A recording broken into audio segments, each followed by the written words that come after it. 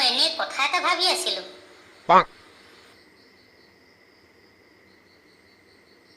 কি কথানো মোকো কচোন।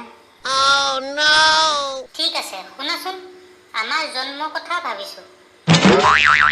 জন্মৰ কথা কিয়? বাৰু কচোন কি জন্মৰ কথা ভাবিছ?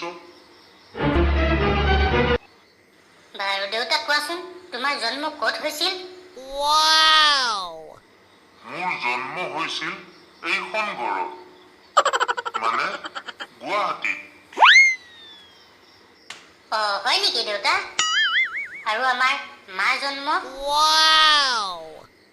তোৰ মাৰ জন্ম তোৰ মোমায়েৰৰ ঘৰত হৈছিল আকৌ, মানে তেজপুৰত। হয় নেকি দেউতা?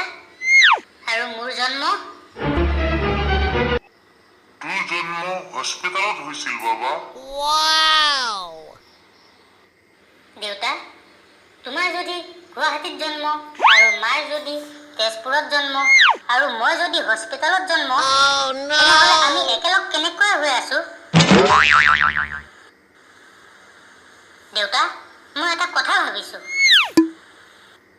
কি কথা বাবা? তুমি মোক হস্পিটালতে থৈ আহাগৈ। কিয় বাবা, তোমাৰ গা বেয়া নেকি? চাওঁ কি হৈছে তোমাৰ। নাই দেউতা, মোৰ একো হোৱা নাই। তেন্তে হস্পিটাললৈ কিয় যাওঁ? নহয় দেউতা, মোক আইতাই কৈছে জন্মস্থান হেনো এৰিব নাপায়।